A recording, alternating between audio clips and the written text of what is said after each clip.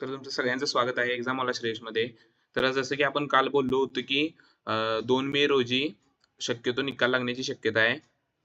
आणि तर आता एक न्यूज पडलेली आहे, अपडेट पडलेली आहे की खरोखरच 2 मे 2026 रोजी हा 12वीचा निकाल जाहीर होणार आहे दुपारी 1 वाजता.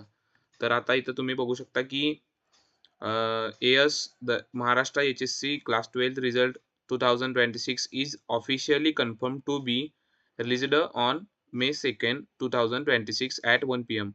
So board chairman Trigun Kulkarni confirmed this date. तर तुम्हाला जी काही आपले मेन चेअरमन आहेत तर त्यांनी कन्फर्म डेट आणि टायमिंग दिलेलं आहे.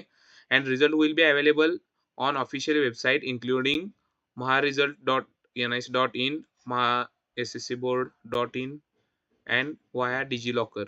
So result date 2 May 2026. Result time 1 p.m.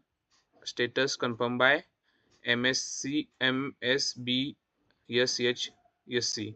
So how to check result? So first is visit the official result websites, maharesult.nic.in or mahasscboard.in.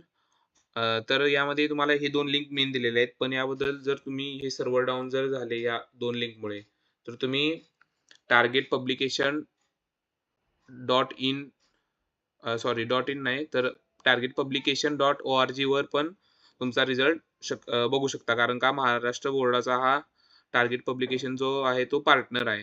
तर त्यानंतर second is navigate to the HSC result 2026 link. So third is enter your roll number and mother's first name. So click view result to see your mark sheet. So check your marks and download the provisional mark sheet. So you can download provisional mark sheet from that link. So तुम्हाला तुमच्या निकालासाठी खूप खूप शुभेच्छा.